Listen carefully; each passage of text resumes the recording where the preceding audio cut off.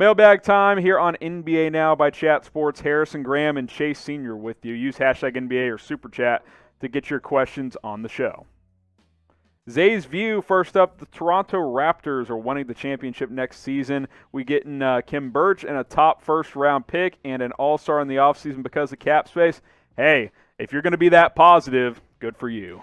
Hey, Zay's View, I will tell you this. I mean, I think the Raptors' rebuilding process, it's not going to take that long because you have Masai Ujiri unless he leaves. There are some minor rumblings there. You have Nick Nurse as well. I think the Toronto Raptors over the years have become a player development factory, and if you can continue to develop players, you're always going to be in a good spot. Gary Sanderson, pro comp for James Bouknight. Yeah, James Bouknight out of UConn.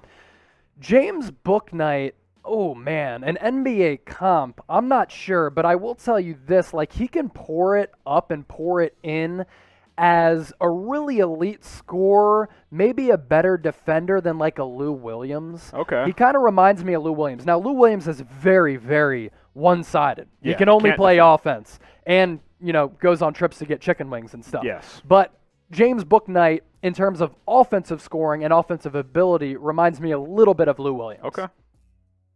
King J, should the Knicks trade up in the draft, and should the Knicks draft a point guard or small forward with their higher pick if no Lonzo to the Knicks? I would love Lonzo Ball to go to the Knicks. Same. Marketability, fit, and need for the Knicks. Yep. And, hey, our guy Marshall, who works here as well, would also love Lonzo Ball to the Knicks. The biggest need for New York is a point guard. So if you don't go Lonzo Ball, maybe in the middle to latter parts of the first round, you can draft a guy like Ayo Dosunmu from the University of Illinois. I think he's going to be an exceptional player, but point guard for sure is what the Knicks should target in the draft. What about Trey Mann? You like him? Works too. Okay. Yeah. Big Aristotle, do you think the Celtics are regretting not trading for a big man? Embiid killed us the other night. Is that Shaq paying a compliment to Joel Embiid right there? Maybe. Look, Chase and I tried to tell y'all, this team needed a big, and every time they go up against an elite one, they just get posterized inside, and it happened again the other night. Here's the thing, Big Aristotle. There aren't many centers in the league who can guard Joel Embiid. No. So I wanted the Celtics to trade for Nikola Vucevic. I thought he would have been the best roster upgrade in terms of the player and the fit with the Boston Celtics, but Vooch ain't guarding Joel Embiid in the post. He would get But he can bodied. at least give you some scoring at the big position, which Boston severely lacks. Yeah, but Daniel Tice wasn't guarding Embiid. Nope. Maybe Tristan Thompson can at least lock him down a little bit. He's had Andre Drummond's number, who the Celtics I'll did cut go you after off on the there. buyout market. No, we can't. Yeah, nobody can really guard Joel Embiid. No That's the chance. problem. Should Boston have traded for a big type Y for yes, type N for no? And tell us why. Your answer is yes. So go ahead, get your votes in on that one. I definitely think they should have. D-Man Dooney, this is not going to happen, but what would be the asking price for Steph Curry? What about Klay? I don't know if Klay's really tradable at this point. He hadn't played in 2 years. I think we have to see him play first. And you kind of said it yourself. They're not going to trade him. It would be 4 first-round picks and probably a couple of young players. Like, the max you could give, that's what it would be. Klay Thompson, when he was healthy, one of the best shooters of all time, one of the best defenders in the league, but he's coming off a torn ACL and a torn Achilles. Yeah. He doesn't have a trade market. Steph Curry, on the other hand, look, he just turned 33 years old. So Steph Curry is getting into the twilight area of his career. I still think you can get multiple first-round picks for Steph Curry. Look at what he's doing right now. He's averaging around 30 points per game. Jeff Rogers, who should go in Boston? Brad Stevens, Danny Ainge, or both? I'm actually going to say neither. I think, look, this duo has done a good enough job together that this is one of those wonky years, and they've had worse luck than most. Unless this thing just burns out over the final month and a half before the playoffs, I think you see what happens the rest of this year. You run it back. Maybe you get aggressive in free agency, go add a piece. Maybe you trade for a piece, something Ainge just hadn't pulled the trigger on in the past for whatever reason. I think if this is a similar team next year, though, like battling for 6 to 8 seed in the East, I think at that point you really have to look yourselves in the mirror and say, this may not be working anymore, but just one badish season isn't going to just be like, well, time to get rid of Stevens and Danny Ainge. Yeah, I'm not hitting the panic button yet, Jeff Rogers, and I'll tell you this. Your 2 best players are 23. Exactly. And what's the constant theme of dysfunctional, bad organizations in the NBA? It's no organizational stability. The Celtics have that with Danny Ainge and Brad Stevens. And I think if you can have some semblance of organizational stability, you're going to be in a good spot to make consistent runs to the playoffs and compete for NBA championships. We're talking about one bad year here. We're also talking about a lot of different factors that have factored in to the Celtics' struggles this year. It's one bad year. But if it does linger into next year, and they're sitting at this point 500 next season, then different conversation. I would sound the alarms. Try Gaming next up, #NBA. Potential Al Horford trades. Well, would have to be in the offseason, obviously. We passed the trade deadline. I need to double check. I think does he have 1 or 2 more years on his deal? I'm going to look this up real quick. It's just going to be hard. It was like a 3-year, $97, $98 I know million the final year of his contract, contract, though, is only partially guaranteed. I think it's 14 of $26 million, so that becomes more tradable. He's got 2 more years on his deal, $27 million next year, 14 the year after that. Brutal. That's going to be tough to move that contract, man. The good news for the Thunder is if they're just trying to unload him, you got so many picks, you could send a pick along with them and just say, take them, please. We'll send you one of our future firsts as well. Yeah, what an awful deal by Elton Brand last year to sign Al Horford to a contract worth almost $100 million. Now, he was bad last year with the Sixers. He was better with the Thunder this year, but they decided to sit him for the rest of the season so that they could get some young players some burn. I'm actually surprised they didn't come together and just agree to a buyout. It's like, we want you to just be a veteran leader, but you can't play for us. I'd be like, yo, I'm done here. I only have so many years left. Let me help a playoff contender. He wants the full bag. That's what that tells me. He doesn't want to settle for a buyout. He's made enough money. Come on now. I agree with you, but, I mean, there's a reason he hasn't been bought out. So, yeah, there you go. Easy Dimes, can the Lakers beat the Nets if both teams are fully healthy? This season kind of feels like LeBron versus KD in prime finally happens, because if not now, we're running out of time for that to truly happen. And it's a sneaky good rivalry between LeBron and KD because of the finals clashes that they've had, dating back to when the Heat took down the Oklahoma City Thunder with Russell Westbrook and James Harden back a few years ago for LeBron's first title. I hope it happens because this would be the matchup that we deserve. Star-studded talent all across the board and just a fantastic basketball matchup on paper. I just hope that both teams are fully healthy, with Harden healthy, KD healthy, Kyrie healthy, as well as LeBron and AD. You're talking about 5 of the top 13 players, 12? Easily. The way Kyrie's and played, some of the best as players much as I dog on Kyrie, when he's played this year, he has been unbelievable. Yes. So, yeah, that's going to be a blast. I hope it happens. And my answer is yes, I do think they can beat the Nets. Now, would they? We'll have to see in a 7-game series. I hope it happens. Who is the better team?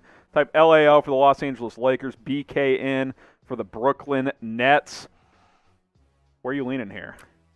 I would go Brooklyn. I think I would too. I just don't think that the Lakers have the offensive firepower to keep up with the Brooklyn Nets. And I think it would be cool for LaMarcus Aldridge and Blake Griffin to also get a ring with the Nets. But I think from a basketball pure standpoint, I just don't see how the Lakers could keep up with Brooklyn offensively.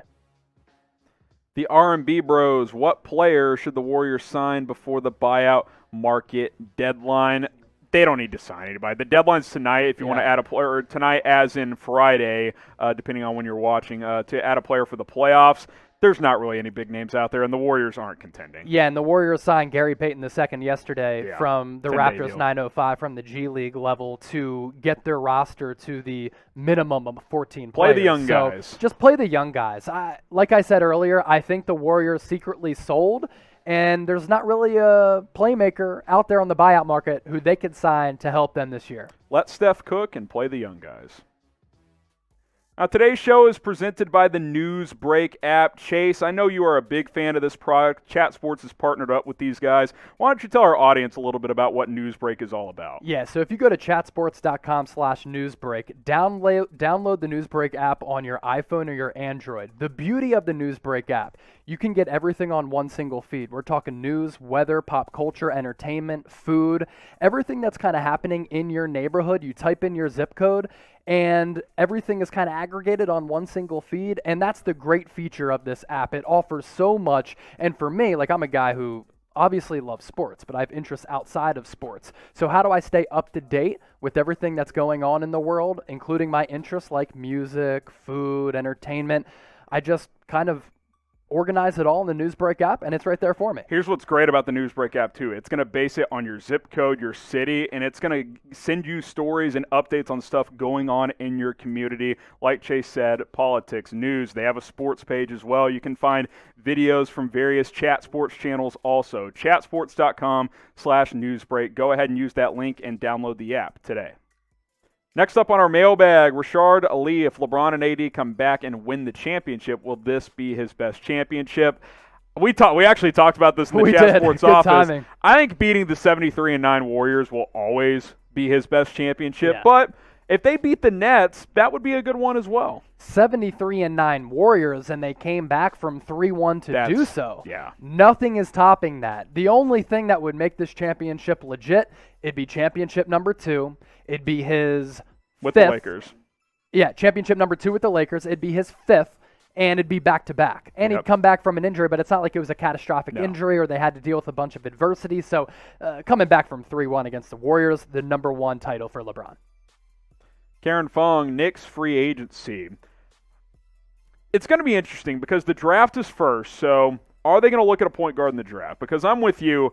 I love what Thibodeau's doing there. I think the culture is being reset. Now it's about adding more talent. You've got Julius Randle, who I think is worthy of a contract extension. You've got R.J. Barrett, who's really starting to develop nicely. You hit on Emmanuel quickly in the draft, who I think can be a nice rotation piece. After that, you kind of got these NBA role players that probably aren't here for the long haul. Now add some other young pieces and maybe go take a swing at somebody in free agency. I think that the Knicks could finally actually be on their way back. Emmanuel quickly, R.J. Barrett, and Julius a couple Randle. of really good pieces, including Julius Randle, who's been one of the best developmental stories in the NBA this year. Yep. That is a solid trio, but they really don't have a point guard. Mm-hmm. So Knicks offseason plans, target a legitimate point guard, maybe a Kyle Lowry if you think you're a win-now team. Trade for Lonzo Ball. Or draft one, yeah. Lots of options there for the Knicks. Subscribe to us here at Chat Sports. You see the link on screen. It's youtube.com/chatsportstv. If you love our mailbags, join us every Friday live because Chase and I are going to be chopping it down for you guys, breaking down all your questions. So subscribe, turn on those notifications. Bunch of NBA coverage leading on to the NBA playoffs. Liam, next up, will Russell Westbrook be traded in the offseason?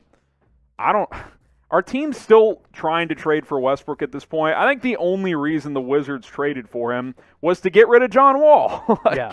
It was basically, it was a John Wall for Russell Westbrook. It was $40 million swap. for $40 million. And I'm not sure a team won that deal. No. Look, this is the deal with Russell Westbrook. He's been one of the best athletes in NBA history. He's been one of the most electrifying and exciting players in NBA history, but he's not efficient. And his game is rendered more useless in the playoffs, and he's consistently had shortcomings in the NBA playoffs. So I don't think he has much trade value. Shout out to Russell Westbrook for making us not care about triple-doubles anymore. Don't care. Win. Ghostly Chino. Now that the Bulls are on a streak, 3 straight wins as we film this, are connecting, do you think they can go for the 8th seed? I think it's possible. So right now you look at the Eastern Conference standings. This is as of Friday, April 9th. Obviously the top 5 are what they are. The Bulls find themselves in the number 10 spot, which remember, that's all you got to get into to at least have a chance to make the playoffs. You can be part of that little play-in tournament. There's still some gap there. You're right on the Pacers' heels, but the Knicks got about 2.5, 3 games on you there. So there's time. There's still enough time left in the schedule. I like the way Levine and Vucevic are starting to connect. You could tell those first 3 or 4 games, Chase, there were some kinks to work out, and there still will be, but you're starting to put it all together there in Chicago. What, they lost like 5 straight when Vooch came on Everybody board. was panicking. But Ghostly Chino, 3 games back in the win column from the Knicks in that 8 spot, and the playoffs start on May 22nd. So plenty of time to make up some ground, and they really have been playing well over the past couple of games. Ezra Valdez, are you happy with Melli and Redick? Nicolo Melli, who was the throw-in in that Mavs trade for J.J. Redick, who has actually been all right. Decent defender. He's hit some threes. J.J. Redick hasn't played yet. He's still dealing with a heel issue. That's a signing for the playoffs, really. You'd like for him to play down the stretch, get some minutes with Luka, obviously. But, I think Melli's been nice. He started a game, played like 35 minutes on one of those load management nights, played pretty well. I'm pretty pleased. I think Redick will fit in easily. He'll just catch ridiculous passes from Luka and be wide open. Dribble handoffs, he'll make it rain. Yeah, he'll fit in well. He'll work in that offense. King J, pro comp for Jalen Suggs. He's your guy. What do you think? So I think that he can affect the game in a variety of ways, like a shorter Ben Simmons, and he can kind of score and has the body type of Brandon Roy, who before he got hurt with the Portland Trailblazers was an all-star and a really legitimate player. So those are the pro comps that I'd make for Jalen Suggs.